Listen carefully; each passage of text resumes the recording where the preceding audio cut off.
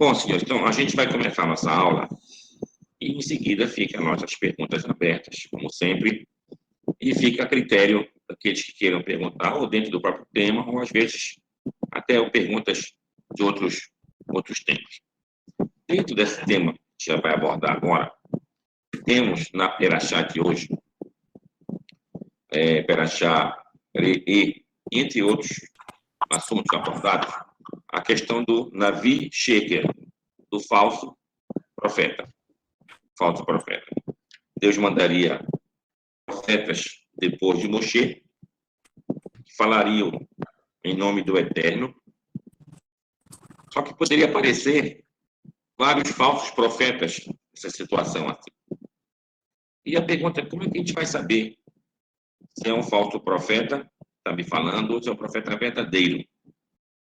E a Torá dá a resposta no mesmo lugar, dizendo, todo aquele que falar e aquilo não se cumprir, ou então que fala algo que possa ser um pouco diferente do que a Torá nos ordena, ou colocando coisas a mais, ou coisas a menos, esse com certeza é um falso profeta. Esse com certeza é um falso profeta. Então, dentro da história do povo, a gente leu tanto no Tanakh, na Bíblia, várias vezes que surgiram falsos profetas. Profetas, às vezes, que estavam na corte, profetas que tinham até uma certa reputação, mas não eram profetas verdadeiros. Só pelo fato de não terem corroborado aquilo que exatamente a Torá exige de cada um de nós. E a outra diferença básica é a questão, deve falar para vocês, é a questão do pagamento. Do pagamento a um profeta. A gente vê, por exemplo, que Bilam, o profeta mesmo na época de Moshe, recebia os seus préstamos espirituais, vamos chamar assim. E acabou sendo um profeta falso no sentido de não corroborar aquilo que a Torá está nos falando. Mas aquilo que foi corroborado foi incluído dentro da própria Torá. Então, palavras que saíram da boca de Bilam e que servem até de profecias verdadeiras estão dentro da Torá. A gente vê, por exemplo, o profeta Elias. O profeta Elias, que agora saiu até um livro sobre o profeta Elias, é um profeta também de uma severidade muito grande e que não tinha a questão da cobrança, digamos assim. E a gente vai perceber também vários profetas que rejeitavam qualquer tipo de pagamento. Tendo em vista a questão que muitas vezes se paga para alguém, uma profecia ou então um profeta, para que ele profetize coisas boas. Pagou para dizer palavras boas. Isso não era o caso dos profetas verdadeiros.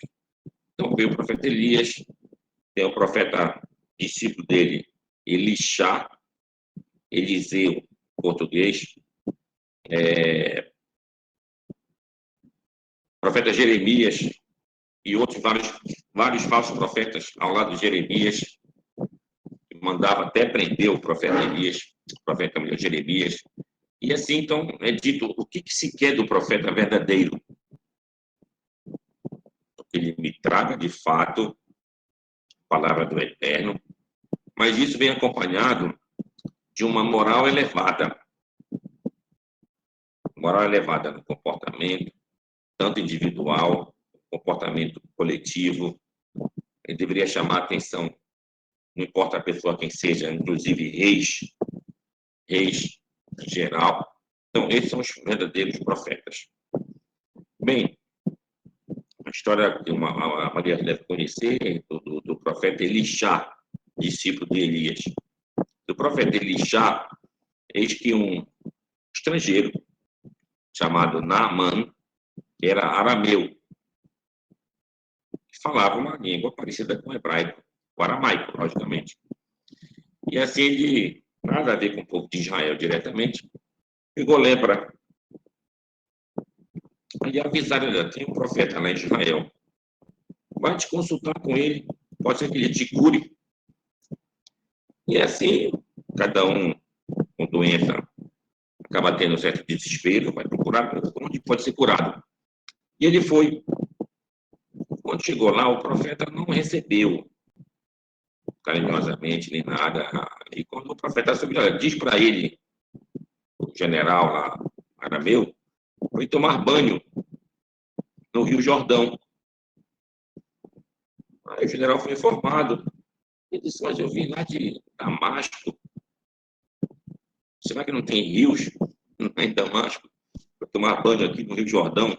É um rio pequeno, um rio que tem muita importância geográfica.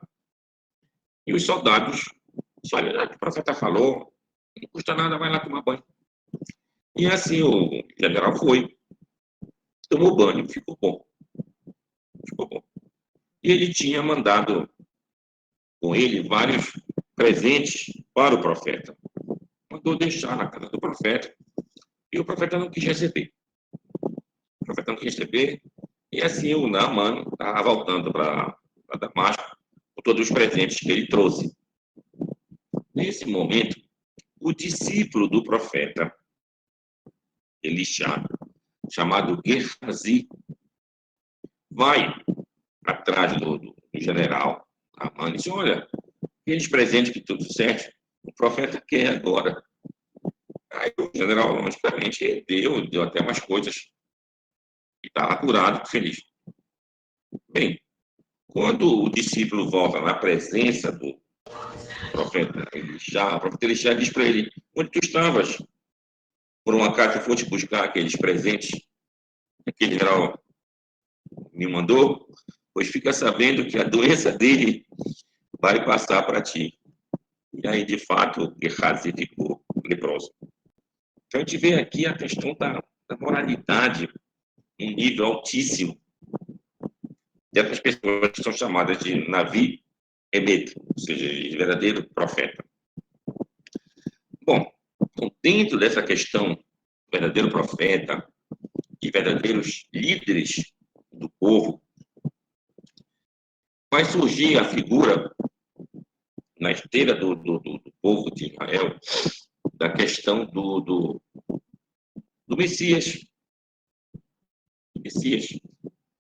Ora, o Messias, na Bíblia, na Torá, não se fala quase em Messias de uma maneira direta. Nós temos pequenas alusões, mas é sempre voltado para a descendência de Davi, a questão do reino, do direito do reino de Israel. Mas não se tem uma explicação clara sobre a chegada de alguém que iria representar essa questão do líder do povo de Israel, de um líder do povo de Israel. E já durante o segundo templo, já no final do segundo templo, a gente vai ter, então, mais visões que abordem essa questão do Mashiach, do povo de Israel. Então, lá é falado no Talmud de Masechet Sanedrim, Tratado Sanedrim, lá na página 90. Então, vai se falar abertamente, praticamente, várias passagens sobre a questão do Mashiach. E sobre a questão de possíveis Meshirei Sheker, de falsos messias. Bom, então, no decorrer da história do povo de Israel, a gente teve a presença de vários falsos messias. Um que é muito famoso dentro da história do povo de Israel é um judeu que nasceu na Turquia, em Esmirna, uma cidade da Turquia, chamado Shabetai Sivi. Shabetai é da palavra Shabbat. Ele nasceu num dia de sábado, que era 9 de Av, do ano mais ou menos 1626, já na nossa era, 1626. E era um jovem judeu, estudante de Torá, mas com uma vocação para o estudo do misticismo judaico, envolvendo Cabalá. E assim, de jovem, cresceu, e cada pessoa tem os seus eventos, a sua própria vida pessoal, e eventos não só material, também de cunho espiritual. Assim teve o Shabetai Tzvi. Bom, e aí ele teve alguns sonhos, que nesses sonhos ele seria o Mashiach do povo. Mashiach do povo. Ele teve problema no lugar que ele nasceu, logicamente, e assim ele se mudou da cidade que ele nasceu, uma outra cidade na Turquia. Lá ele fez um casamento simbólico com a Torá, com o Sefer Torá, que foi muito polêmico com os outros rabinos daquela cidade.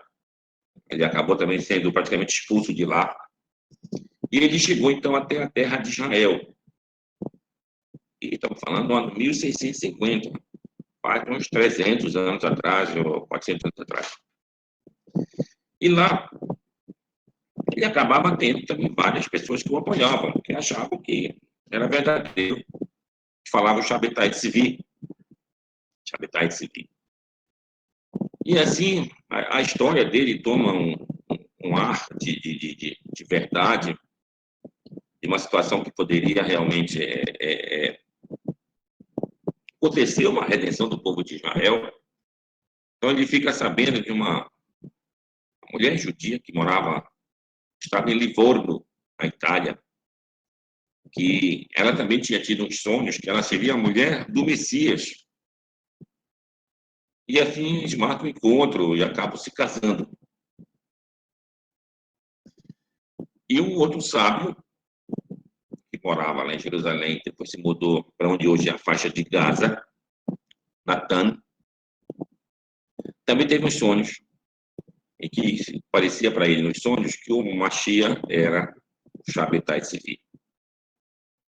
Então aí, esse Natan de Gaza envia várias cartas às comunidades judaicas do mundo, avisando que o Mashiach tinha chegado.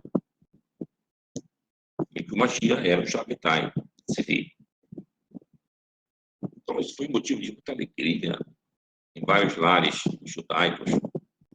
Na história pessoal dos Anussim, os nossos convertidos à força pela igreja, no hispano português, também foi muita alegria, que era chegado o momento da redenção. E com isso, vários, eles que eram perseguidos pela igreja, conseguiram fugir da autoridade da igreja para países protestantes, a Holanda, a Inglaterra, a França, e lá voltavam abertamente ao judaísmo. E muitos tinham, então, chegado o momento da redenção do povo de Israel. Bom, aí o Shabetai foi aclamado como Messias por muitos, até que depois ele foi denunciado por alguns outros sábios para a autoridade otomana, e assim lá o chefe otomano lá prendeu o Shabetai e colocou ele numa situação difícil. Ele tinha que escolher entre a forca ou então se converter ao islamismo. Na dificuldade dele, ele acabou então escolhendo a conversão ao islamismo. E aí os discípulos, principalmente o Natan de Gaza, disse, não, isso faz parte do processo divino. Preciso que a santidade, para ela irromper sobre a impureza, ela venha até a impureza. E assim, então, foi dito que isso fazia parte. E aí muitos discípulos também do próprio profeta se converteram ao islamismo, mas com a crença que o Messias era o Shabetai Tzvi. Era o Shabetai Tzvi. Já deu até um exemplo na Tantigás, é igual alguém que vai dar um pulo muito alto. O que ele faz primeiro? Ele se abaixa para dar aquele pulo alto. Então, a mesma coisa seria o caso do Shabbatai Tzvi. Ele alcançar níveis de santidade bastante elevados, é preciso que ele se abaixasse. E assim foi feito. Bom, a história vai mais longe, logicamente. Conclusão, ele acabou morrendo, o Shabbatai Tzvi. E aí os discípulos ficaram numa situação complicada. Aí vem, logicamente, uma resistência a essa situação. Não, mas o profeta não morreu. Ou seja, o Shabbatai Tzvi não morreu. Ou então ele vai voltar. E assim então ficou esse movimento dentro, que seria um islamismo misturado com o judaísmo e a crença do Shabbatai Tzvi, continuou. E isso ficou até o século XX, principalmente na Turquia. A gente vê que no século XVIII, vários rabinos ainda têm essa polêmica. Alguns eram shabetaístas, que acreditavam que o Shabbatai Tzvi era o Mashiach. E assim a gente vê uma polêmica bastante apimentada dessa discussão do Shabbatai Tzvi ser ou não ser o Messias de Israel. Então a gente está vendo daqui que até o nosso século chegamos com essa questão de sabermos quem é quem. Para nós dizermos, isso aqui é um profeta verdadeiro, é um profeta falso, isso aqui é o Messias verdadeiro, isso aqui é o Messias falso. Isso é uma questão até hoje entre a gente. Então a gente vive, a gente vê várias pessoas crendo em vários tipos de Messias. Vou dar alguns exemplos. Dentro desse que eu falei da Turquia, chama-se Don Me. Don Me é aquele que é um pouquinho do contrário, quer dizer. E entre os que são adeptos de que o Messias é o Shabbatai Tzvi, eles chamam de Mamimim, aqueles que de fato creem, os que acreditam. Bom, então para eles o Messias é o Shabbatai Tzvi, que ele não está morto, ou então que ele vai voltar. Aí nós temos também, dentro da história do povo de Israel, vários outros falsos messias. E isso acaba criando outras religiões. Aí, no caso, nós temos, que são chamados de judeus cristãos, os messiânicos, que querem continuar sendo judeus, ou seja, fazer coisas de judeus, mas acreditando que Yeshua seria um brilhante judeu e que ou está morto e voltará, ou então nunca morreu. E sem falar no cristianismo, logicamente. Todo o cristianismo católico, protestante, adventista, testemunho de Jeová, todo esse ramo amplo do cristianismo que acredita na figura desse Yeshua, usado o nome em outras línguas, como Jesus, e várias denominações para esse nome. Ele seria o Messias e que ele não está morto, então ele vai voltar. E alguns chegaram, então, a extremos. Não, ele não só está morto, ele é o Messias, como ele é o Filho de Deus. Não só que ele é Filho de Deus, ele é o próprio Deus. Então as coisas estão tomando várias outras divisões. E nós temos também a questão do Lubavitch. O Lubavitch é um movimento que surge também no século XVIII, na realidade como uma reação ao shabetaísmo, já que chegou até a Europa, logicamente, a questão de ser shabetaísta ou não. Muitos se diziam que era reencarnação do Shabbatai Tzvi, como Jacob Frank, outro personagem também na Europa, que se intitulava de Messias. Então, quando o movimento racídico surge, para não dizer que ele era o Messias, ele assumiu uma situação de tzadik, do justo. Até aí não tem nada de errado, com certeza, justo. E dentro do Hassidismo, Israel, Baal Shem Tov, ele tem vários discípulos, e os vários discípulos, então, formam um tipo de Hassidut. Entre elas tem a Hassidut e Lubavitch. Lubavitch é uma cidade, se eu não me engano, na Ucrânia. Então, o rabino de lá era o Rebbe, o Rabi de Lubavitch, cidade de Lubavitch. Então, ele tem vários discípulos, escreve livros. Então, lá, o primeiro deles, acho que foi o Geneur Zalman, disse, não, eu não sou o Messias, mas o sétimo, que vai chegar depois de mim, ele vai ser o Messias do povo de Israel. Baseado no próprio texto bíblico. Por exemplo, Enoque era o sétimo depois de Adão, e ele teria subido aos céus. Moshe é o sétimo depois de Abraão, e aquele que recebeu a Torá e conduziu o povo da opressão para a liberdade. É um protótipo de Messias. Então, da mesma maneira, o sétimo que viria depois do Geneur Zalman seria o Messias do povo de Israel. E assim se passou.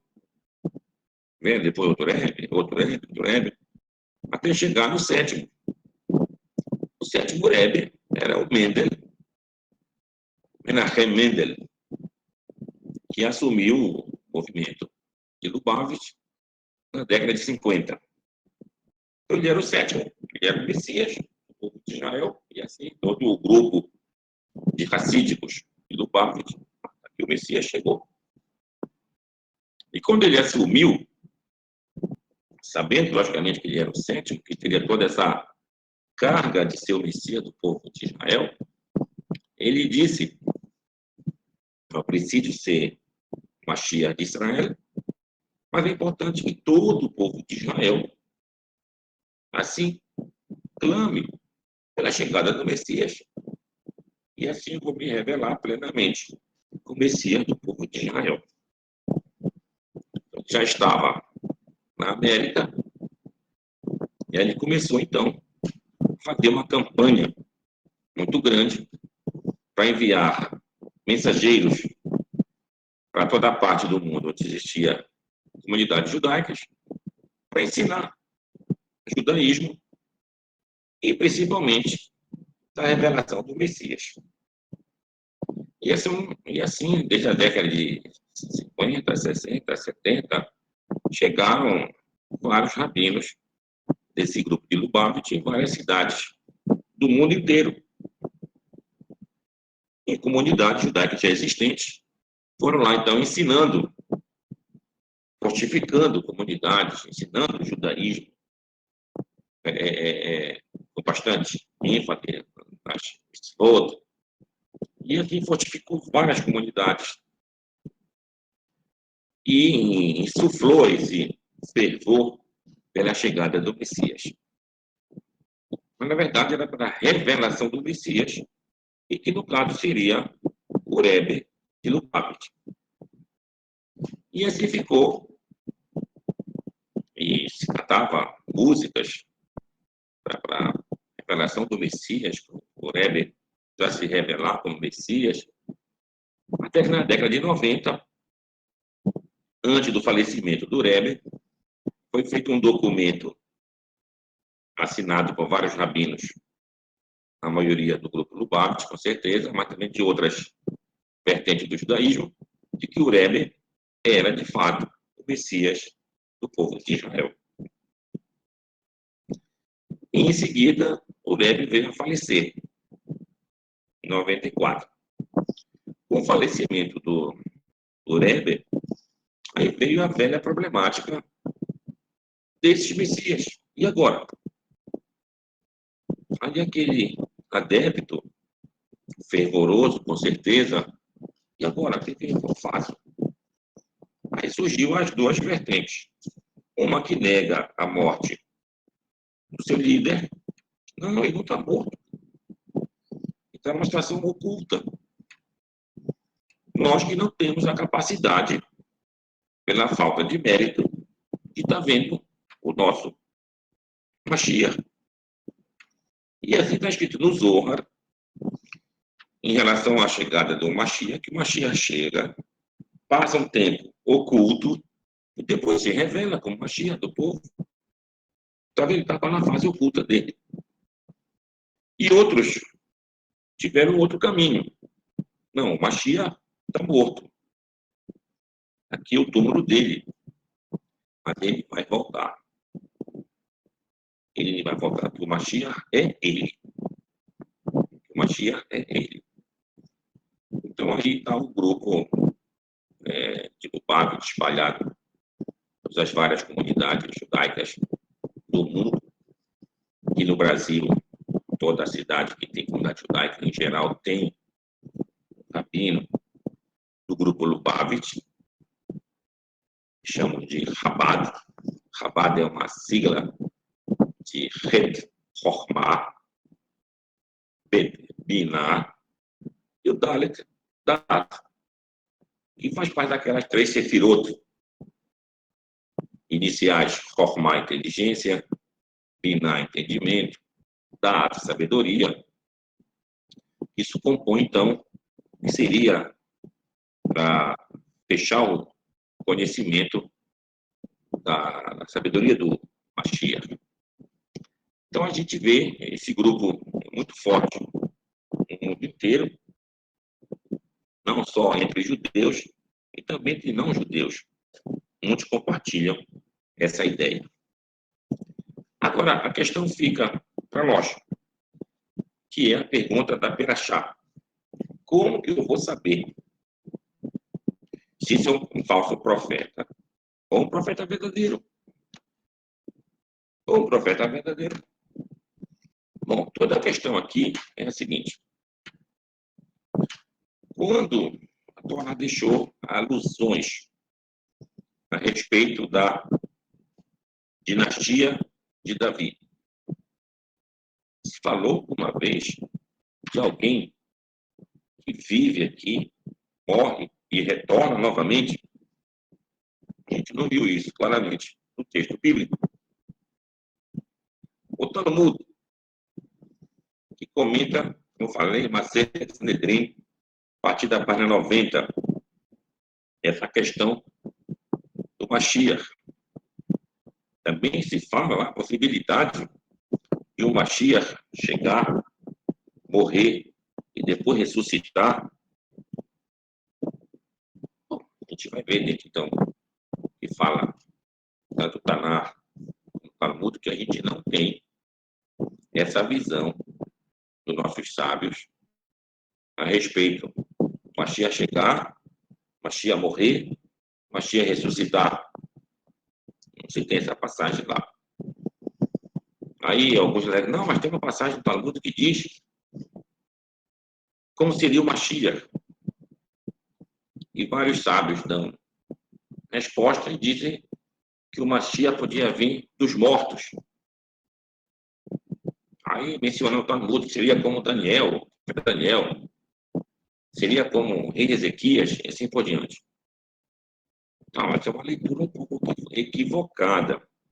O Talmud está falando como o Mashiach poderia ser. Então, entre pessoas vivas da época, é mencionada algum tipo de sábios que tinha naquela época. Se fosse mencionado de pessoas que já morreram para servir de exemplo para o Mashiach, aí é dito, poderia ser igual como o profeta Daniel, poderia ser igual como o rei Ezequias, mas não que viria dos mortos. Isso o texto não falou. Então, de fato, o Talmud não fala nada a respeito do Mashiach chegue, ele possa morrer, depois voltar para ser Mashiach do novo povo de Israel. Nós não temos isso dentro do judaísmo. E daqui a gente pode chegar, então, a uma situação de um grande sábio do povo de Israel, Uribi Akiva, também disse a respeito de alguém que era o Mashiach.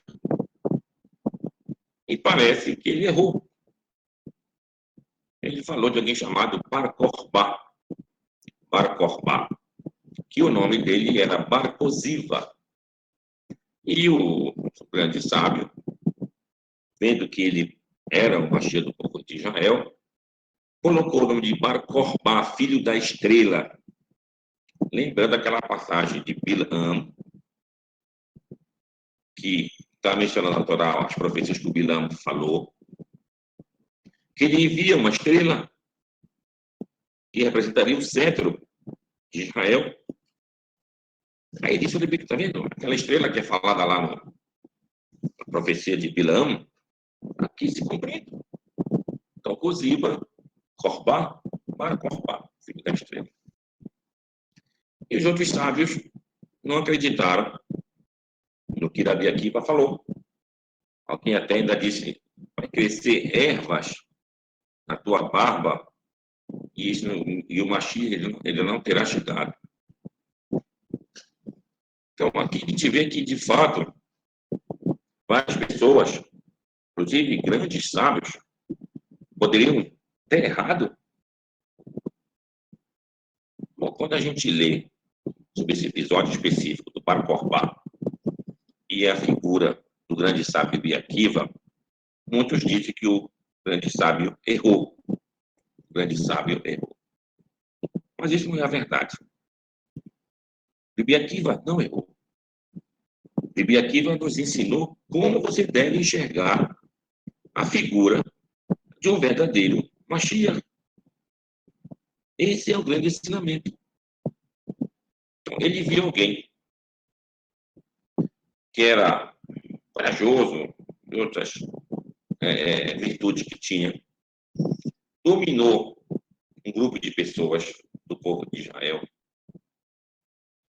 construiu essa coragem dentro do povo e conseguiu vencer guerras contra o poderoso Império Romano. Isso no ano 130 da nossa era. E dessas vitórias, ele deu, então, uma independência para aqueles judeus que moravam lá. E até cunhou moedas representando essas vitórias e essa libertação do povo de Israel. Então, lá, Shimon Nassi. Nassi quer dizer o chefe de Israel. Shimon é o prenome dele, mesmo que Simão em português. Primeiro ano da libertação de Jerusalém ou de Israel. É o ano da redenção do povo de Israel. E eu, sabe, está aqui, o Mashiach está aqui. Então, enquanto Bar Kokhba conseguiu as suas vitórias e fez o principal ponto para você entender a questão do Mashiach de Israel, que foi a independência do povo de Israel, o Mashiach de Israel. Quando, efetivamente, por 2 anos e meio, tiveram grandes tropas do Império Romano, e aí, logicamente, que sufocaram essa liberdade do povo de Israel e mataram Bar Kokhba, perdemos o Mashiach, perdemos a nossa liberdade. Então, o sábio nos ensinou exatamente o que a gente deve enxergar como Mashiach do povo de Israel. O que a gente quer desse momento de Mashiach do povo de Israel. Então, dentro dessa passagem do Talmud, em Masechet Sanhedrin, a partir da página 90, isso você pode procurar através da própria internet. Tem um site chamado Sefaria, que ele traz justamente todas essas passagens talmúdicas, e tem em hebraico, tem em inglês. E do inglês, tu pode traduzir para o português, naquele tradutor automático do Google, logicamente pequenas, às vezes, falha na tradução, mas o teor principal você pode absorver. E você vai ver o que é dito lá. Então, entre as várias passagens dos vários sábios a respeito do Messias, tem uma bastante ilustrativa do que seria esse período, é o que fala um sábio chamado Shemuel. Não confundir com o profeta Shemuel, que é um sábio, Shemuel. Ele diz, essa passagem, ele fala assim, algumas vezes em outras passagens do Talmud, diz assim, Em ben haolam hazeh liemot hamashiach ela shiabud malchuyot. Traduzindo, não há diferença entre o nosso mundo que nós vivemos e o mundo dos dias do Messias, senão a, em outras palavras, a independência do povo de Israel. Ou seja, a gente não vai ser submisso a outro povo, a gente vai ter a sua própria independência. Então, essa aqui é a parte principal para você entender como vai se dar a questão do Mashiach. Rambam, de Moshe Ben Maimon, que também é um dos grandes sábios do povo de Israel, ele os 13 princípios da fé judaica. O 12º, ele fala claramente, acreditamos na chegada do Mashiach. Isso é uma fé fundamental do povo de Israel.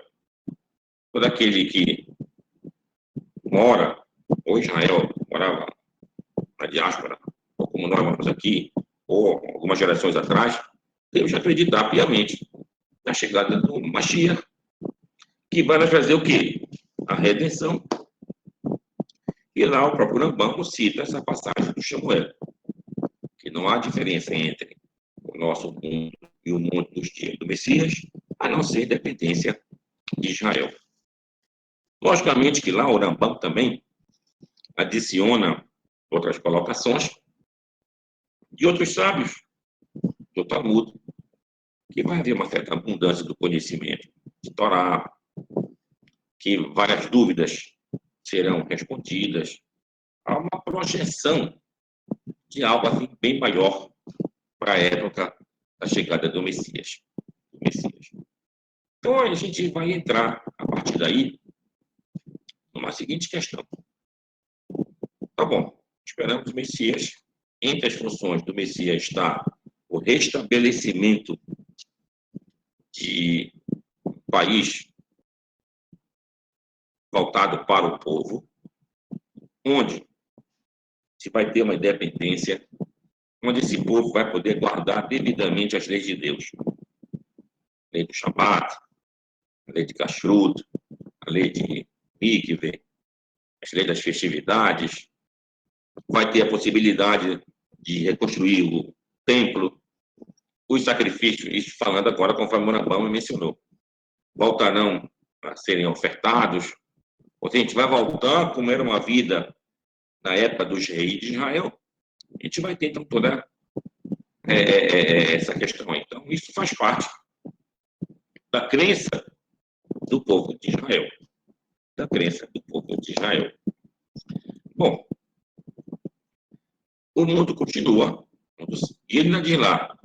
E o mundo como ele é, segue o seu curso. O mundo segue o seu curso natural, para ser bem mais exato. Mesmo na época da chegada do Messias. Ou seja, a gente não vai ter mudanças drásticas no mundo. A não ser essa diferença aí. Bom, aí em 1948, temos a fundação do Estado de Israel. Um Estado laico, um Estado onde a maior parte do povo de Israel que trabalhou para a sua existência era formado por um público judeu laico, muitas vezes pautado com ideias socialistas e comunistas. Como foram expulsos da Europa, então eles tinham que fazer um Estado comunista para nós judeus. A ideia desses primeiros idealistas do povo era justamente fazer isso, um Estado judaico, laico, para que os judeus pudessem viver lá um comunismo verdadeiro. Então, assim, surgiu o Estado de Israel, teve apoio da ONU. A gente sabe que o brasileiro, Oswaldo Aranha, que presidia a ONU nessa ocasião, era o secretário-geral da ONU. Então, surgiu já. Aí vem uma pergunta então, de cunho religioso. É essa o cumprimento da profecia, da chegada de um Messias? Então, essa é uma questão que a gente vê um debate muito grande hoje. Debate muito grande hoje. Então, os judeus ortodoxos, em geral, eles têm uma tendência a rejeitar essa ideia de que um Estado laico, judaico, desse tipo, represente alguma coisa em relação à realização dessas profecias do povo de Israel. E o próprio Talmud, em outras passagens, fala a respeito de um comentário sobre o Cântico dos Cânticos do rei Salomão,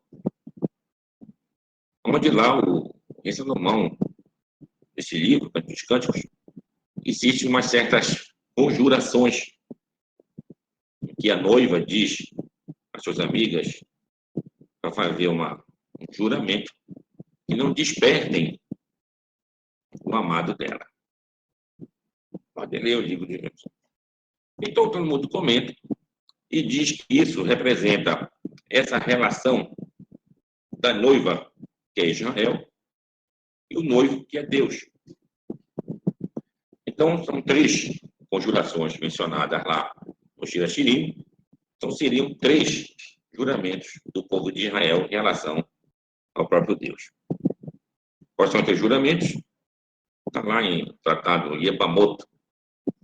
E ali é dito que nós fazíamos um comprometimento com o Eterno que não voltaríamos para a terra de Israel em forma de muro, ou seja, aqueles pelotões de exércitos marchando tipo um muro para conquistar a terra de Israel. Que nós não faríamos rebeliões contra as nações do mundo para que a gente conseguisse um país para nós. E o terceiro juramento seria, no caso, que os outros povos não oprimiriam o povo de Israel demasiadamente. Então, esses três juramentos mencionados lá no Tratado Talmúdico. E aí existem, tá vendo? Então, a gente não pode voltar em forma de muro e não podemos fazer, então, essa conquista da terra de Israel através de guerras. Está no Talmud escrito. Então, isso é um debate até hoje também lá em Israel, com vários sábios. Se vocês se consideram Haredi, segue essa linha de pensamento mais ortodoxo, segue essa visão que o Estado de Israel está descumprindo esses três juramentos. Se nós fazemos parte de um outro segmento chamado Dati Leumi, uma pessoa religiosa, mas com forte cunho sionista, ou então nacional, digamos assim, diz não. Em relação a esses três juramentos, está bem claro, a gente não se revoltou contra as nações do mundo. Muito pelo contrário, nós estamos aqui porque as nações do mundo nos permitiram o retorno à terra de Israel e a fundação de um Estado judaico. Nós estamos até cumprindo esses juramentos. E essas outras guerras que são faladas não são guerras de conquista, são guerras de consolidação e manutenção desse Estado. Então, é incrível. A gente está vendo aqui que até em cima do que o Talmud falou, a gente vê hoje acontecer essas situações. Mas aí surge uma pergunta de difícil resposta. A pergunta é, tá bom, temos agora o Estado de Israel, tivemos aqui a resolução da ONU que permitiu essa fundação do Estado, Mas onde está o Messias? Não é dito que cabe ao Messias essa redenção do povo de Israel? Como é que eu vou ter uma redenção do povo de Israel na ausência do Messias? Então, essa é a grande pergunta. Principalmente, essa pergunta vai para o grupo que diz que Israel está vivendo hoje, está cumprindo devidamente as profecias que foram mencionadas. Inclusive essa do Talmud, que a gente não ia se rebelar contra as nações do mundo, e que elas sim permitiriam nosso retorno e fundação do Estado. Outro grupo que acha, não, estamos descumprindo com esses juramentos, aí não tem pergunta alguma. Eles acham que o Messias não chegou, estamos na espera da chegada do Messias, e que ele sim é que vai fazer um Estado judaico verdadeiro. Aonde? Lá na terra de Israel, lógico. E o que tem lá? Agora tem um Estado que a gente não reconhece como Estado judaico, é um Estado laico. Não é um Estado verdadeiro dos judeus. Então, esse é o pensamento dessa linha mais ortodoxa. Portanto, eles não conseguem celebrar a existência desse Estado. Quando chega o dia da dependência desse Estado, 5 de Iyar, isso é um dia comum. Na data do calendário hebraico, um dia comum, não tem festa alguma para você fazer nesse dia. No outro grupo, não, é um dia bastante representativo, representa a questão da redenção. Mas aí vai perguntar para eles, tá, e onde está o Messias, então? E eles dão a seguinte resposta: o Messias é um processo. Não dão respostas baseadas em versículos bíblicos, mas respostas com um certo bom senso, digamos assim, que poderia ter a existência desse Estado antes, é como se fosse uma preparação para a chegada do Messias. Ou seja, em outras palavras, temos um Estado, temos lá um parlamento, tem lá o chefe do parlamento, o primeiro-ministro, ou o presidente que delega o primeiro-ministro, que também tem que ser consolidado pelo próprio parlamento, e vai chegar um momento, então, que a gente vai ter a presença de um grande chefe do povo de Israel. Esse vai ser o Messias. Ou que nós vamos transformar de parlamentarismo para monarquia, e aí vai ter o rei Messias, a Shia do povo de Israel. E aqui existe, então, uma outra pergunta, também muito polêmica. Vou falar em hebraico e vou traduzir em português. Mashiach, Mashuach, você está entendendo agora em português.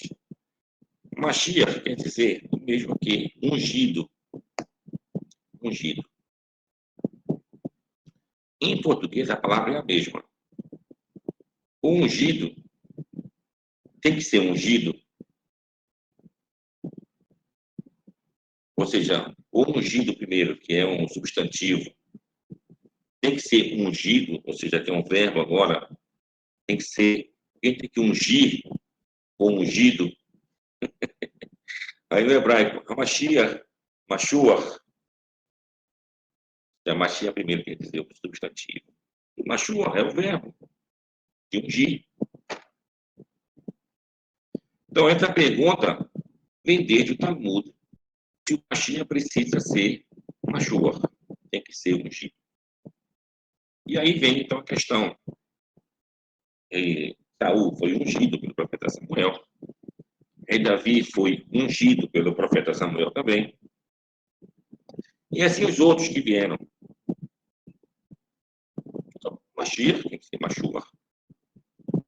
Mas, no entanto, quando a gente lê dentro da própria Tanakh, do Talmud, a gente vê que é um pouquinho mais simbólico essa questão de Mashuach, de ungir alguém. Por exemplo, Cores, Ciro, rei da Pérsia, é chamado pelo profeta Yeshayahu, pode verificar capítulo 45, versículo 1, de Mashiach, Hashem, do ungido de Deus. Mas ele foi ungido por algum profeta de Israel, sabe? Não.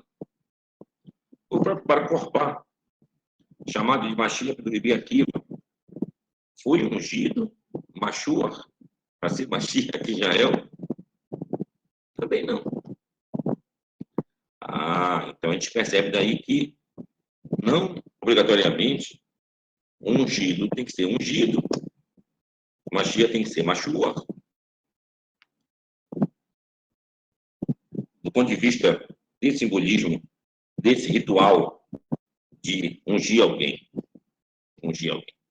Então, dentro desse contexto, vem a questão da atualidade. Esses chefes de Estado, do Estado de Israel, são ungidos, estão na segunda categoria, ungidos sem precisar serem ungidos. Alguém possa, de fato, ungir eles. Então, aqui fica a pergunta para o segundo grupo. É uma reversão, cadê o Mashiach? Cadê o Mashiach? O que são essas pessoas que estão dominando a terra de Israel lá? Como é que alguém tem o poder de dominar o povo de Israel sem ser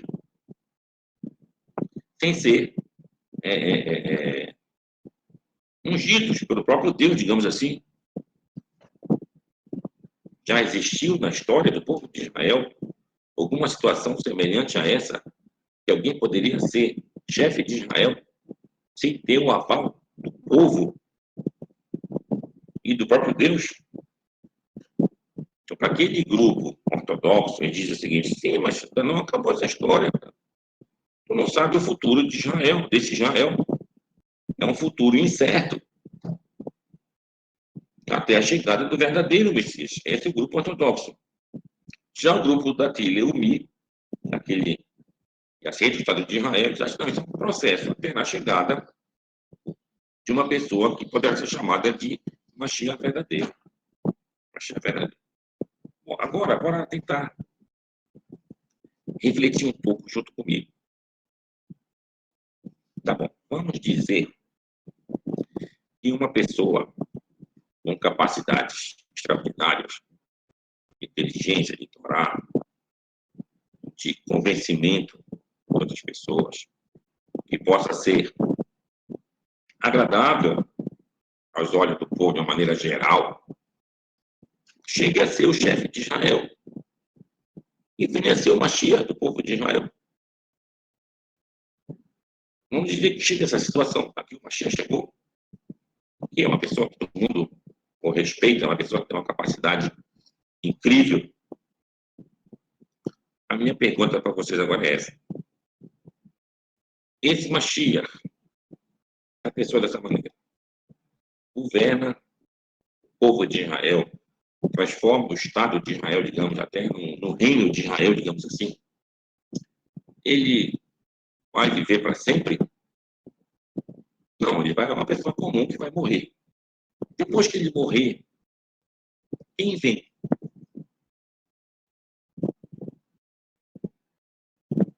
A gente pode dizer: olha, quem vem deve ser o filho dele. O filho dele vai continuar.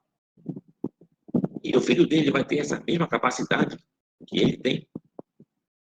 Esse teve uma capacidade extraordinária de conhecimento. Tá, digamos que tenha. E o neto vai ter também? Aí começa. Então, a pergunta é a seguinte: o que a gente está esperando de fato? A gente está no foco errado. Eu não tenho que me focar na pessoa ou na capacidade do homem que vai ser o Messias. Vou chamar de Messias. Isso é um foco totalmente errado. Tá? Mas a gente vê a história do povo de Israel. Davi representa o protótipo do rei de Israel. Fez o que fez, é lembrado em toda ocasião. Mashiach ben David, se chama sempre de Ben David, a casa de Davi. Mas e depois dele? Continua a história. Rei Salomão foi qual? Rei Davi? Não, bem diferente. Depois de Salomão, o que vieram depois? A maioria nem conhece o nome deles. Roboão, Meler, Assá, rei Assá, Jehoshafat, Yoram, Abiá, Ahá. A maioria não conhece o nome desses reis. Mas esses reis não estão na dinastia de Davi? São. E aí como é que fica a história do povo, então?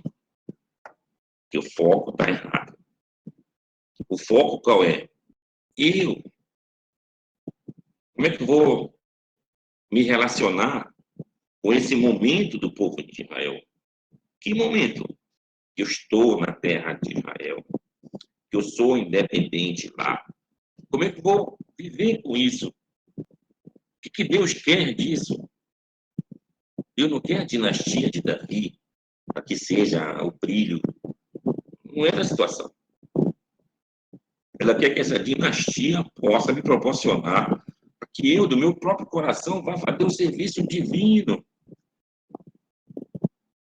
Eu que tenho que fazer minha dedicação a Deus verdadeiramente. Então, esse que é o foco verdadeiro. Esse que é o foco verdadeiro. Vou entrar na situação aqui e já termino o meu comentário. A questão aqui é a seguinte. Lá em Ezequiel 37. Ezequiel 37. Anotem lá essa passagem. Lá fala sobre a questão dos ossos secos. E lá fala sobre a vinda de um descendente de Davi. E lá usa o termo Davi, vai ser o chefe do povo de Israel. E nós entendemos lá, logicamente, que não é o próprio Davi que vai voltar, e sim um protótipo de Davi, ou seja, um descendente de Davi, do meu próprio Davi, que vai reinar sobre o povo de Israel. Bom, nessa mesma linha de pensamento, a gente passa agora do profeta Ezequiel para o profeta Malaquias, Malachi, lá no capítulo 3. Lá no final é falado assim: eis que vem dias, o dia temível e grandioso do Eterno, e que Deus vai enviar o profeta Elias antes desse dia temível e grandioso do Eterno, para que faça voltar o coração dos filhos aos pais, e o coração dos pais aos filhos. Porque se isso não acontecer, vai chegar de fato, então, o dia temível do Eterno. Então, a pergunta aqui, o que é esse dia do Eterno? O que é esse dia temível do Eterno? Bom, a gente lê os comentários de vários Hachamim, vários sábios, e muitos relacionam esse dia temível do Eterno com a época da chegada do Mashiach. Pode ver Rashi e uns comentários lá. Mas, se a gente for ler isso em outros profetas, como Sefaniá, capítulo 1, Sefaniá é Sofonias, uma tradução em português, capítulo 1. Você vai ler ali que o profeta Sefaniá, Sofonias, fala também sobre o dia de Deus, Yom Hashem. Yom Hashem. Lá ele diz que esse Yom Hashem é um dia de guerra, um dia de escuridão, um dia de trevas. Lá ele usa a seguinte expressão: Yom Shoah, Shoah. Um dia de bastante aflição. Bom, como o mundo é. Nós passamos a Segunda Guerra Mundial, teve essa morte de milhões de judeus em câmaras de gás e outras mortes horríveis que sofreu principalmente o povo de Egito, contado de João, mas também o povo de Israel. E isso foi chamado de Shoah. Shoah. Shoah não quer dizer holocausto em hebraico. Shoah quer dizer trevas, essas nuvens espessas, mas de aflição. E a gente vê exatamente falado lá em Sefania, Yom Shoah. Então aqui a gente está entendendo agora o que aconteceu de fato. Nós não fizemos a techuvá da volta do coração dos filhos aos pais e dos pais aos filhos, como fala o profeta Malaquias já no final do livro dele. E com isso veio o que então? A guerra. É o que diz o Talmud. O Talmud comenta que o profeta Elias poderia chegar para fazer essa techuvá. E se o povo não fizesse techuvá, Deus mandaria um rei cruel e perverso para perseguir o povo, e o povo assim faria techuvá nessa opressão. A gente vê claramente o que aconteceu. A gente não fez techuvá. Chegou esse rei, esse chefe perverso e cruel, Hitler, e fez o que fez com o povo de Israel. Então, a partir daí, eles que sobraram, não tinham nem para onde ir. Aqueles ossos secos que sobraram, não tinham para onde ir. E a gente teve, então, querendo ou não, ir para a terra de Israel. Querendo ou não, ir para a terra de Israel. E lá a gente teve que amalgamar situações. Digamos, eu era um judeu do Marrocos. A minha língua era o árabe, falado no Marrocos. Conhecia hebraico, só dos textos. Aí eu chego em Israel, me encontro com um judeu que veio lá da Polônia. Ele fala polonês. O hebraico ele sabe dos textos. E ele tem uma pronúncia do hebraico diferente da minha. Cara. Eu falo barur, ele fala burir. Eu falo atá, ele fala atu. E aí? Aí vem o Kadish, eu falo it gadal, ele fala isso gadal. Então as diferenças são muito grandes. Para que eu conviver com esse, ele é meu irmão. Eu conviver com ele. E assim, outros judeus de outras partes do mundo com suas particularidades imensas.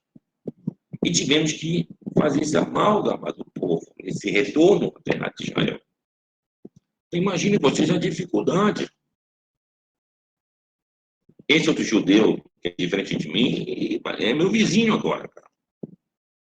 E é provável que o meu filho, a minha filha, se case com o filho dele, a filha dele, cara. E como vai ser isso dentro da minha casa? Sem falar em outras diferenças. Ah, ele não come arroz e pensa. Esse aqui come arroz e pensa. Aí meu filho vai em casa com ela e não come o arroz e pensa. Como é que ela vai fazer agora? Da casa do pai dela, não comia arroz e pensa, cara. Casou com o marido, eu como arroz e pensa, e agora? Então a situação começou a ficar difícil. Cara. Então tudo isso faz parte dessa redenção do povo de Israel. É o que nós estamos vivendo hoje. Então, desde que o Estado foi fundado, esses chefes todos estão na categoria igual de Bar Kokhba, de Mashiach e no Mashuach, ou seja, de ungido que não precisou ser ungido. Ao usar um termo português, para vocês entenderem. Então, dessa maneira, todo esse chefe de Israel, desde o primeiro lá, de Ben-Gurion, e Golda Meir, Menachem Begin, estou falando dos principais, lógico, né? Aí vem Ehud Barak, até chegar no Bibi Netanyahu, e agora esse Naftali Bennett, todos eles estão nessa categoria de chefe do povo de Israel, de ungidos, eu tenho palavras no hebraico, de Mashiach, ele é o Mashuach, mas de Mashiach, que serve o povo de Israel. É lógico que dentro desse a gente poderá ter alguém com melhores capacidades dentro do contexto judaico de Torá, que pode definir assim. Mas o foco não é ele. Eu tenho que me focar no chefe lá, do que ele faz, deixa de fazer. Ele sim tem que se preocupar do que e melhorar para que eu possa fazer as coisas. E a decisão é minha, servir a Deus completamente. Esse é o objetivo do nosso retorno para a terra de Israel. E por que eu retorno para lá? Para eu viver devidamente sobre os mandamentos. Sim, mas para que isso? Para que isso? Eu estou voltando para a terra dos vivos. Eres Rahaim, terra dos vivos. Isso é uma linguagem bíblica, de Tanar. O que representa Eres Rahaim? O Olam Abá. Já é uma linguagem talmúdica, não está no Tanar. Olam Abá é o mundo vindouro, é o mundo da presença do Eterno. Eu vivo nesse mundo aqui para eu alcançar o Olam Abá. Então é dessa maneira que eu tenho que viver. Como é que eu consigo o Olam Abá? Vivendo esse mundo aqui, cumprindo a palavra do Eterno. Se eu vivo na diáspora, eu vivo na opressão, eu tenho muita dificuldade para que eu possa cumprir devidamente a vontade de Deus. Então o Messias chega, consigo voltar para a terra de Israel. Lá eu estou vivendo sob um governo judaico que vai me proporcionar que eu possa guardar Shabbat, que eu possa botar meu tefilim de manhã, que eu possa andar de talete na rua, e assim por diante. Tudo isso para eu cumprir a lei devidamente. Tá? E assim eu consegui o Namabá. De uma maneira individual. E tem a questão de uma maneira coletiva. Então, nosso momento agora, já passamos de algumas situações. Já passamos o Yom Hashem, Yom Shoah, o dia de nuvens espessas e negras, que isso é caracterizado pela guerra de Gog e Magog. E aproveitando aqui, acho que o meu amigo Luiz até perguntou sobre a questão de guerra de Gog e Magog. Eu acho que não respondi. Bom, a guerra de Gog e Magog, ela aconteceria, segundo alguns, antes da redenção. E outros dizem que depois da redenção. Lendo o livro do profeta Ezequiel, ele indica que seria depois.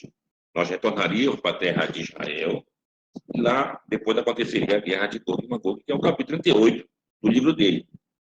Mas em outros livros proféticos, vai entender que isso aconteceria antes da redenção do povo de Israel. Então o Rambam colocou isso em aberto. Uns dizem antes, outros dizem depois. E pelo que parece, aconteceu antes.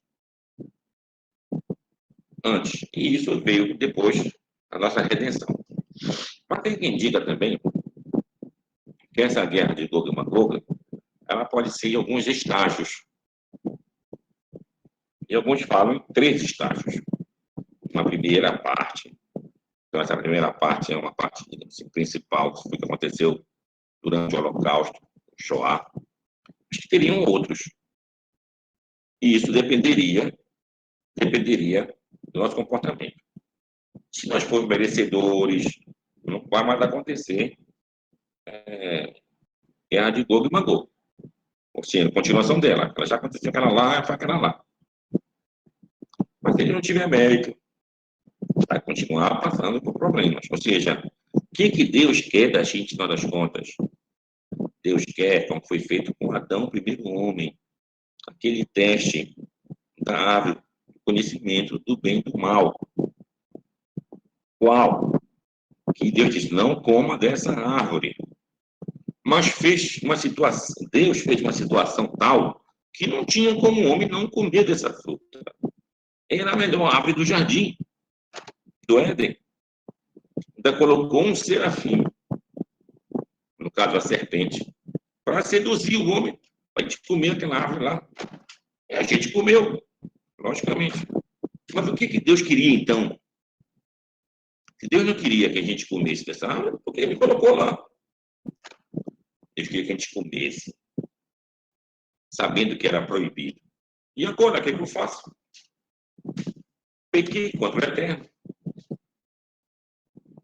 Então, a gente vê a resposta de Adão. O que fez o Adão? Se escondeu com vergonha de Deus.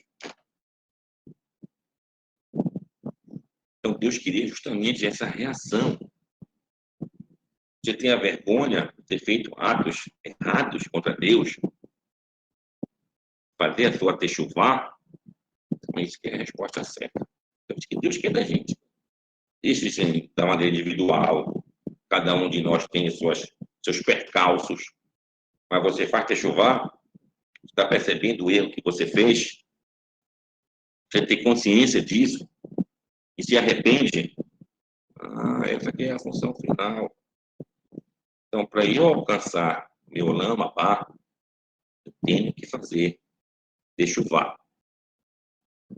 Só para terminar, tem um sábio chamado, não sei o pronúncio é Shimon, mas é Bibas, que é um grande sábio do Marrocos, do século XIX, que viajou pelo mundo, defendendo a ideia da techuvá. Techuvá quer dizer o retorno, o arrependimento. Mas ele usava também essa techuvá no sentido literal dela, retorno. Que retorno? Para a terra de Israel. Então, quando ele chegou que hoje é a Bulgária, um grande rabino lá ficou muito entusiasmado e ficou muito influenciado pela presença, pelas ideias do Rav Bibas, que foi o rabino El Kalaio, que é um grande sábio que dá, como se diz, respaldo para o sionismo religioso de retorno para a terra de Israel. A gente vê que a techuvá também no sentido coletivo, de nós todos voltarmos para a terra de Israel e lá constituir um verdadeiro serviço ao Eterno Deus. Isso é uma situação. Logicamente que vamos ser reais. Nem todos poderão voltar para a terra de Israel. Por vários motivos, não importa qual. Então a pergunta é, eu moro fora. O que eu devo fazer? Faça a sua techuvá. Você vai enfrentar dificuldade? Lógico, não há dúvida. Mas aqui está o meu interesse em fazer meu arrependimento, em pedir perdão a Deus pelas minhas faltas, pelas minhas falhas, mas tudo isso no sentido que quero sim servir ao Eterno Deus. Então, que a Perachá nos indique exatamente o caminho a seguir, que a gente não seja desviado por falsos profetas, por falsos messias, e que o foco principal de cada um seja serviço ao Eterno. É pedir que o Shema Israel ve'ahavta et Adonai Elohecha bechol levavecha ubechol nafshecha ubechol meodecha. E amarás teu Deus de todo o teu coração, de toda a tua alma e de todas as tuas forças. Que Deus possa nos abençoar, digamos todos. Amém. Amém. Amém. Amém. Vou deixar aberto agora Amém. nossas perguntas, por favor. Ô, Rabino. Rabino, tudo bom, Rabino? Tudo bem. Diga, senhor. Primeiramente, eu queria agradecer a presença do Pedro Cleves, que está ali meio escondidinho ali embaixo, está lá em Castanhal, meu amigo, grande amigo. Tudo bem. E deixo ele à vontade, viu, Pedro? Se quiser perguntar alguma coisa, Claro, você está em casa, vontade, com certeza. tá bom? Já Como os bem-vindo. outros também. Rabino, só uma situação, se eu estiver errado, você pode me corrigir com todo o direito. Foi se falaram de Machia, falou de Bacorbá, falou de Yeshua, falou de... principalmente a questão do Rebbe Lubavitch, né? É engraçado que cada um deles trouxeram algumas particularidades que... para dar entendimento para as pessoas de que eles eram realmente o Machia, né? E o senhor tocou na questão do Rebbe Lubavitch, tocou na questão da Etz Haim. na árvore das vidas, né? Que o senhor Isso. falou que, no caso, a Rabad é a sigla, né, de Hukmah, que é sabedoria, Binar, entendimento, e Da'at, que é justamente a questão da inteligência, né, aquela Isso. situação toda. E a gente sabe que essas três sefirot aí, elas são a sequência de Keter, quando vem descendo. São as três, né? Duas, eu dizendo. E engraçado que eles colocaram, eles pensaram em tudo, analisando, que inclusive a última parte do texto, do texto, já desculpa, da sigla, Rabad, ou Mabina Da'at, qual é o princípio que eles colocaram? Que ele está oculto. E nós sabemos que a árvore da vida, elas são 10 sefirot, mas tem a 11ª, que é justamente a Da'at, que ela está oculta. Exato. Não é verdade? E É verdade. parece que foi tudo bem pensado. Só um negócio assim que...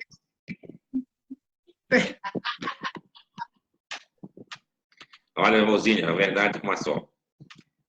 A questão do falso profeta, que é mencionado nessa Perachá, ainda diz da possibilidade do falso profeta fazer sinais e prodígios, digamos assim, do céu e da terra. Então, há verdadeiramente essa possibilidade. E a pergunta se ele é falso, ele olha o que ele está fazendo, cara. Como é que eu não vou acreditar nele? Então, daqui a gente vê que realmente a profundidade que essas pessoas têm. Mas, como é que eu posso dizer que é ou que não é? É a resposta mais embaixo do texto. Se ele falar alguma coisa que difere do que a Torá está me ensinando, isso é falso profeta. É falso profeta. Sua profecia é falsa. Aí, no caso específico do Rebbe de Lubavitch e de todo o movimento, é um movimento dentro de raízes judaicas, não há dúvida, nada disso. Mas a questão é simples. O Rebbe morreu.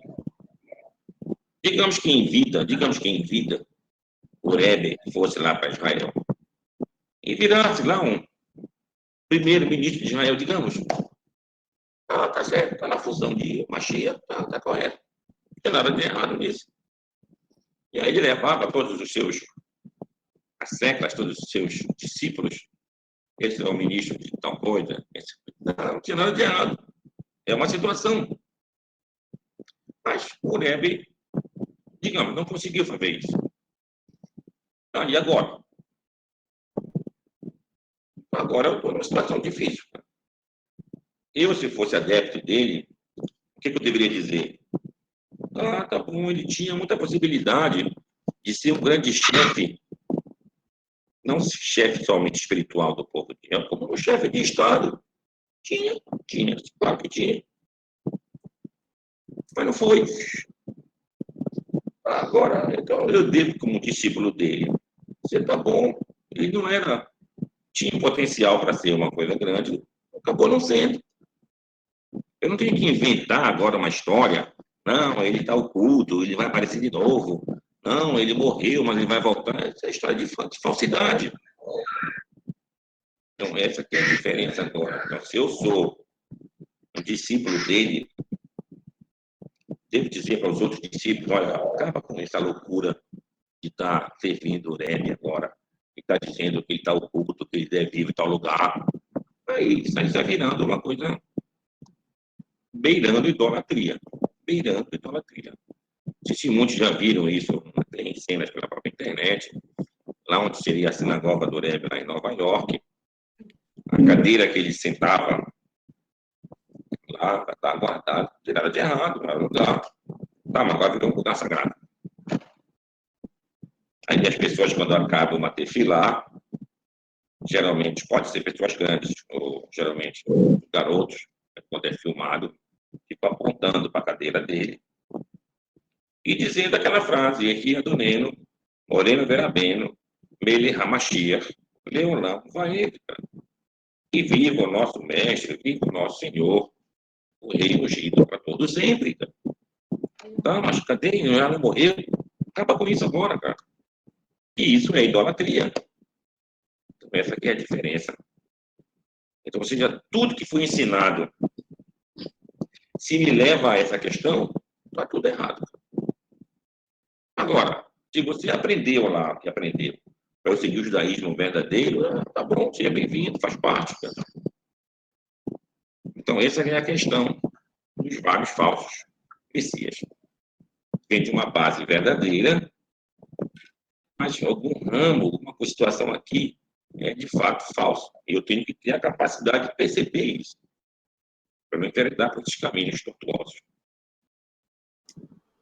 Obrigado, Rabino. Rabino, boa noite, Rabino. Boa noite. Ulisses. Ulisses. Rabino, o senhor tocou nessa questão da redenção, e assim, esse assunto, para mim, ele é bem interessante. Hoje eu vejo, assim, por exemplo, o mundo judaico muito dividido nesse sentido da questão da redenção, né? É verdade. Assim, às vezes eu fico pensando, qual será o start que acontecerá na mente das pessoas para que, de fato, a gente diga assim, já estamos vivendo a redenção, começamos a ser redimidos pelo Criador desse mundo totalmente corrupto, errado, cheio de problemas, porque a gente vê que até na época mesmo onde Deus se manifestava, através do profeta, por exemplo, do profeta Samuel, as pessoas reclamavam e falavam que tinham problemas, e ao ponto de pedirem um rei, quando, na verdade, elas eram guiadas por um profeta que ouvia a voz de Deus e dizia a eles o que tinha que ser feito. E aquela dúvida pairava na mente das pessoas, como se Deus ainda tivesse oculto, né? Então, às vezes eu fico pensando, Rabino, o que vai acontecer no mundo para que as pessoas entendam e digam, nós estamos vivendo a redenção, Deus está nos redimindo. A gente vê muito aquela questão assim, nas outras religiões, da mágica, né? Que a mágica, sei lá, às vezes poderia levar as pessoas a acreditarem em algo. Mas se não houver essa mágica, o que vai acontecer para que a gente chegue a essa conclusão? Deus está nos redimindo agora e agora é a redenção. Fantástico, Ulisses. A pergunta é realmente básica para a gente entender. Bom, a gente tem que entender duas coisas aqui. Uma é a questão da redenção e a outra é a questão da presença do Eterno. Vamos falar aqui desses dois momentos. Então, em geral, quando a gente fala e lê os textos, há uma certa, entre aspas, confusão desses dois momentos. Como era distante do futuro, poderia ser colocado junto, porque tudo era um futuro. Na verdade, existe entre eles espaços. Então, o que é chamado de redenção? Vamos chamar de redenção. É a palavra Geulah, no hebraico. Geulah. Geulah, redenção, é uma redenção assim, bem natural, é uma redenção nacional. Como assim nacional? A gente sai do exílio, chama-se Golá, em hebraico, para a redenção, para Geulah. Eu deixo o exílio e volto a ser realmente dono da minha própria terra, ou seja, eu saio da diáspora e vou ser independente da minha própria terra. Então, isso é a redenção. Essa é a redenção nacional. Essa é a redenção do Messias. Essa é a redenção do Messias. Tá, para que, como a gente já falou, para que lá eu possa viver, de fato, uma vida voltada para o conhecimento da Torá. Mas aí, ainda estou vivendo o mundo natural. Como disse o Rambam lá, o mundo segue o seu curso natural. As coisas tudo continuam como a gente vive aqui, ou seja, estão ainda sob aquela cortina que a gente não vê Deus. Então, como tu mencionaste, a corrupção continua, situações mais anômalas continuam, e eu tenho que fazer um esforço próprio para que eu possa me aproximar do eterno Deus. Então, mas até que momento vai chegar isso? Então, esse continuar da história, a partir da redenção, então vem Yom Shoah, o dia espesso de nuvens escuras, que é representado pela guerra de Gog e Magog. A partir daí vem a redenção, a chegada do Messias e a independência de um país para o povo de Israel. Aí vem a ressurreição dos mortos, que a gente vai entender aqui como a reunião desses exílios voltando para a terra de Israel. Mas a história continua. Aonde vai chegar, aí sim vem a resposta para a tua pergunta. Chegamos no Olam Abá, no Eretz Hachaim, na terra dos vivos. Então, esse Olam Abá que a gente fala, é lá que vai acontecer. Então, a ausência da corrupção, a ausência da maldade nos nossos corações, para que a gente tenha uma verdadeira compreensão do eterno Deus. E a gente tenha uma verdadeira conexão com essa raiz de todos nós, que é o eterno Deus. Então, esse é chamado de Olam Abá. Agora, como vai ser o Olam Abá? Bom, isso aí é uma resposta que o Talmud diz, que nenhum olho viu, nenhum ouvido ouviu, nenhum sentido sentiu, e a gente não sabe como é que é. Mas é um mundo que chama-se da revelação. A palavra revelação no português é velado, quer dizer que tem um véu. Esse véu não deixa eu enxergar diante de mim.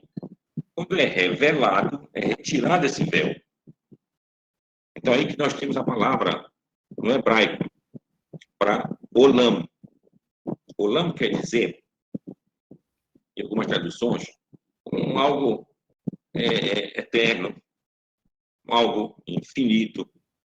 Mas ele vem com uma palavra que quer dizer oculto. Então, o mundo está oculto. Então, nós não temos acesso a esse mundo. Ele está velado para nós. Ele tem esse véu que não deixa eu enxergar. Nós estamos vivendo sob uma bolha, dentro de uma bolha. Usando a expressão mais comum. Então, quando chegar no Olam Abá, esse véu vai ser retirado. Aí sim que a gente vai ter então, essa conexão com o eterno Deus. Vai ter essa conexão com o mundo da verdade. Vou sair do mundo das ilusões, do mundo da mentira. Isso é o Olam Abá. Então, isso é na esteira da continuação dessa linha histórica, desse processo histórico.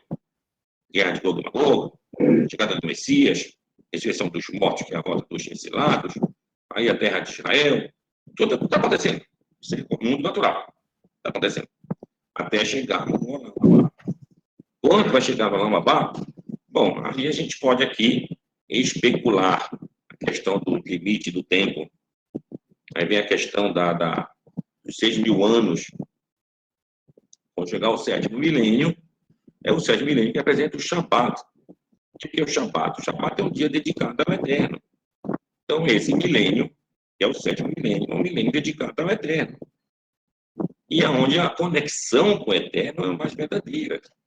Onde o exercício físico, o trabalho, da luta, vai ser em outros modos. Vai ser um mundo de descanso. Um mundo de descanso o quê? Pode ter essa conexão com Deus. Então, nós estamos próximos desse ano, de 7 milênios? Sim, estamos próximos. Então, enquanto isso, vamos fazer nossa techuvá. Porque se alguém falece, ele entra no mundo atemporal. E aí ele pode alcançar o Olam Abá. Isso é o que está falando. Do ponto de vista desse nosso mundo daqui, é uma linha da história. É passado, presente, esse futuro. Então, mas quem faleceu está num outro mundo sem tempo. Então, que é passado, presente e futuro, ele já pode estar lá. Então, a techuvá nos leva a esse Olam Abá. Quem, porventura, não faz a techuvá e falece, ele vai para um mundo chamado Sheol, que em hebraico vem da palavra Shoel, Sheela, quer dizer pergunta, indagação, incerteza, em outras palavras, a pessoa morre. E continua sem ter uma conexão com o eterno Deus. Mas aí já está num mundo espiritualizado. E assim mesmo não vai tendo conexão com Deus. Imagina, acho que é isso. Aí está o sofrimento do outro mundo. Obrigado, Rabino. Nada, meu querido. Grande abraço. Ô, Rabino, boa noite. Boa noite. Eu queria fazer uma pergunta, mas eu nem vou fazer a pergunta. Depois eu acho que eu vou fazer no privado do senhor, porque eu tenho uma pergunta. É que a minha esposa está aí, como ficou o convite aberto, ela está aí presente, entendeu? E ela, eu já vou falar de casa, que ela é cristã, tá? Então ela está com uma dúvida aí, que ela... Eu sou meio sem paciência para responder as coisas, então ela vai te perguntar, eu falei para ela que ela tem liberdade para te perguntar aí, a dúvida que ela tem aí, né? Ah, sem nenhum problema. Vou passar a palavra para ela. Pode falar. Pode falar.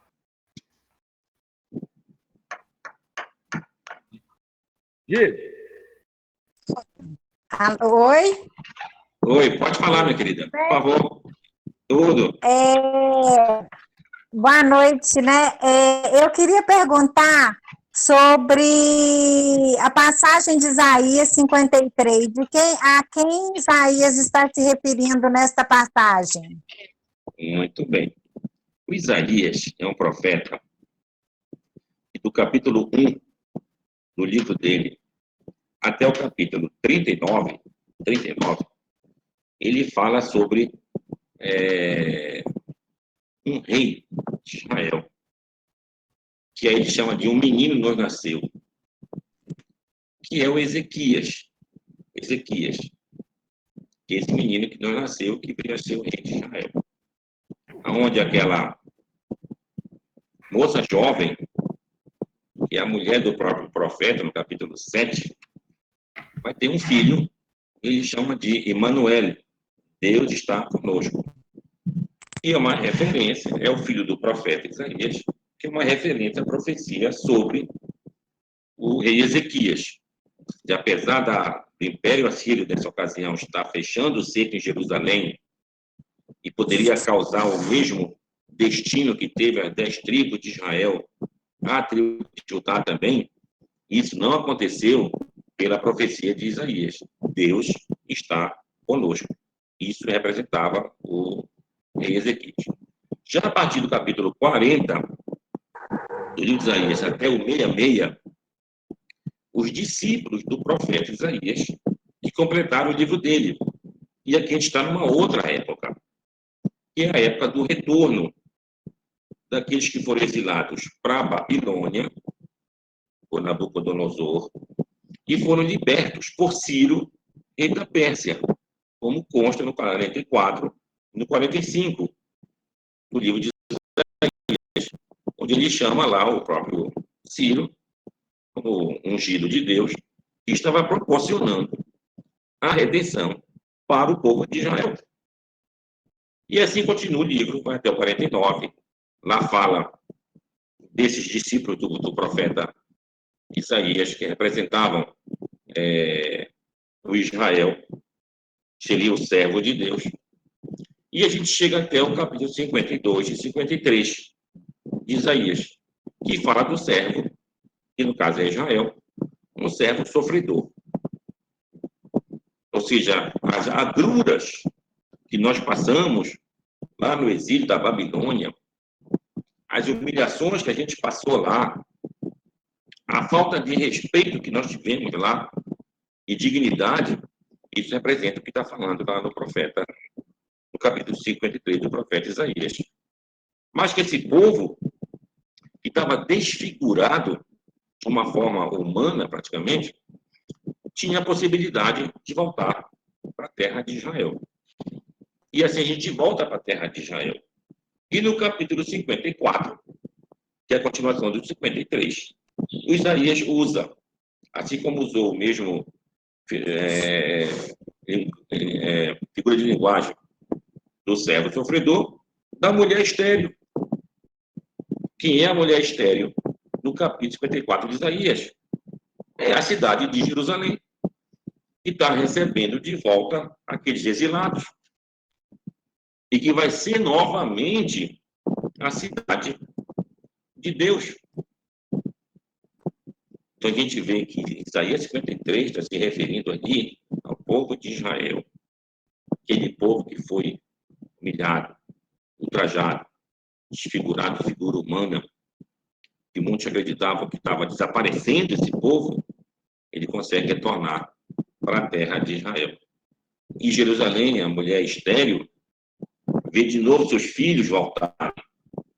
Não é mais uma mulher desfilhada em filhos, e sim uma mãe radiante de filhos. Então, a linguagem 53 se refere lá ao povo de Israel, basta ver o contexto do próprio livro. Posso fazer uma pergunta? Claro. O Mashiach, ele vai vir para governar o mundo ou ele vem só para governar Israel? Olha, o que o texto fala, vamos nos ater nos textos. Os textos bíblicos, principalmente. Se fala da dinastia de Davi. Para governar quem? O povo de Israel. Está lá em Ezequiel, acabei de falar 37. Está lá em Jeremias 32. Está lá em Isaías, nem tanto. Mas a gente vê esses aí que apresentam o chefe de Israel, a redenção para o povo de Israel. Então, a partir dessa redenção do povo de Israel, vai se cumprir o que é falado lá em Êxodos, que o povo de Israel vai ser Mamlechet Kohanim, um reino de sacerdotes, e um povo santo. Para quê? Por Lagoim, para ser luz para o mundo inteiro. Então, é essa questão que é dito lá em Beit Yaakov, lá em Zacarias 8, que todas as nações do mundo vão ver o judeu, vão pegar nas bordas do judeu e vão dizer: Deus está contigo. Vamos seguir agora o eterno Deus.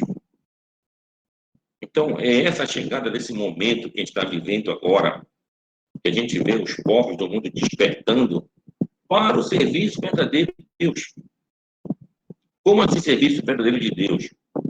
Falando agora em relação ao cristianismo. O cristianismo até estuda muitas leis que consta na Bíblia, de Gênesis até Pradipômenos. Mas existe uma Bíblia chamada de Novo Testamento, como se viesse abrogar, ou seja, acabar com o Antigo Testamento.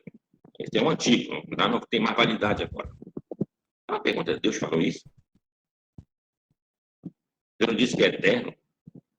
As suas palavras? Como é que agora eu posso mudar e tentar seguir uma outra coisa? Então, essa é a questão que a gente comentou antes, da questão do falso Messias. Ou seja, qual era a ideia dos verdadeiros discípulos de Yeshua, de Jesus?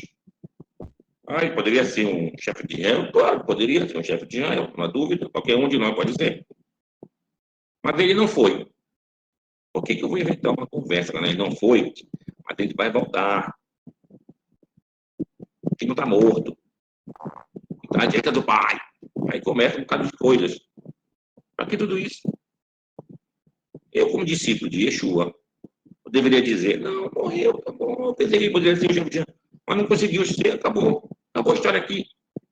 Não, eu vou fazer uma religião a partir daí. Vou inventar um bocado de coisas. Não, ele está vivo, ele está o quê? Então, esse é o erro de falsos messias, de falsos profetas. Ok, obrigada. Nada, minha querida. Rabino, Luiz, rapidinho, uma coisa interessante que passou quando o senhor estava falando sobre a Techuvá. Quando o senhor fala sobre Techuvá, eu fico pensando sobre o Tikkun. Aí eu pergunto: primeiro a Techuvá para você fazer um Tikkun pessoal, ou primeiro você começa o Tikkun pessoal para ir para uma Techuvá? Porque sem o Tikkun pessoal, você não tem o Tikkun coletivo. E também, sem uma techuvá sincera, também você não consegue atingir o seu, como é que fala? O seu objetivo com o Pai, com o Eterno. Isso. Bom, então, é exatamente isso, Luiz. Nós temos que fazer uma techuvá pessoal. Techuvá pessoal passa pelo meu reconhecimento dos meus atos. A gente vê isso, por exemplo, no rei Davi. E Davi, os pecados que cometeu, foi chamado a atenção pelo profeta Natan. Quando ele viu que era ele que estava cometendo aqueles atos, aí ele fazia techuvá dele. Pedir perdão ao Eterno. Então, eu tenho que passar por esse meu processo. Tenho que enxergar meus erros, reconhecer meus erros, e a partir daí, Deus possa perdoar os erros que eu cometi, espero não cometer mais. E, logicamente, que as situações de vida, elas são sempre tentações, são sempre obstáculos, e são sempre testes. E eu tenho que ter essa capacidade de pensar e ver e enxergar Deus nisso daí. Então, essa aí é a techuvá pessoal. A partir da minha techuvá pessoal, que eu vou depois, juntamente com as outras pessoas ao meu redor, fazer uma techuvá coletiva. Mas tem que partir do meu tikkun pessoal, ou seja, do meu aperfeiçoamento pessoal. Ok. Talvez eu responda um pouquinho a pergunta pergunta não, né? Mas o enunciado. Falou que sobre um midrash judaico sobre Bereshit, né, sobre os 10 governantes da terra. Primeiro começa com Hashem, que Hashem era o governante de toda a criação, mas ele passa depois para o segundo, que é Nimrod, e aí vem para Yosef, depois para Shlomo, para Acabe, para Nabucodonosor, Coresh. Alexandre o Grande foi um daqueles grandes homens também que governaram a terra. E aí depois o nono é Mashiach. E aí quando o Mashiach morre, volta a ser Deus. Está certo. E a chegada do Olam Abá. Ou seja, a gente tem a chegada, bem lembrado, a gente tem a chegada da redenção, que é a questão do Mashiach. E aí tem todo esse tempo agora aqui, até o Olam Abá. Agora, quanto é esse tempo? Essa aqui está em aberto, que é difícil a gente responder. Só Deus sabe, só Ele. Só Deus. Nós só participar. E aí, nosso papel é quando chegar o momento. Eu acho que nós não vamos ter, por exemplo, o filho dele governando. Eu acho que quando ele for estabelecido Mashiach, e ele governar, e ele encerrar o governo dele, automaticamente o Tikkun foi tudo já resolvido. Aí, chegando no Olam Abá. Não é? Eu acho que essa é o objetivo, com certeza. Essa é a proposta. Quando toda a Terra reconhece que Deus é um, isso. Eu acho que aí você já tem, eu acho que o Olam Abá praticamente já definiu. Exatamente, é isso daí.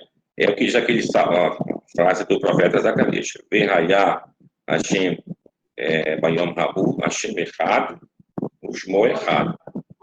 E se um será um, e ele será um. Está correto. Acabou. Exatamente. Asbaco Barroso sobre isso. Excelente. Muito bom, muito bom.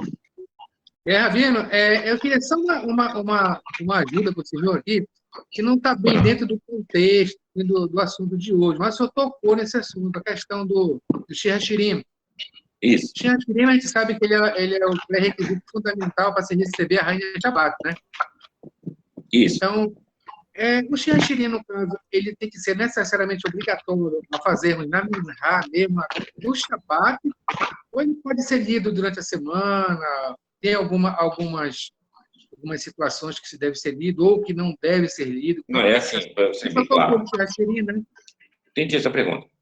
Quando a gente fala, por exemplo, em situações coletivas que seguem um ritual, um rito, dizendo, de tefilá, então o Shir HaShirim é lido coletivamente dentro do Kabbalah do Shabbat. A gente acaba a Minhá e vou ler o Shir HaShirim. Isso é uma situação. Isso não quer dizer que eu não possa ler individualmente o Shir HaShirim em qualquer momento que eu acha que eu deva ler.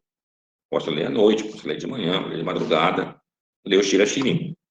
Agora, coletivamente, fazendo um rito de tefilá, ele é lido no Kabbalat Shabbat, representando, logicamente, como foi bem falado, a questão do noivo e da noiva é uma representação do noiva pode ser Israel, e o noivo é Deus, a relação do povo é com Deus, ou então o noivo é Israel e a noiva é Shabbat.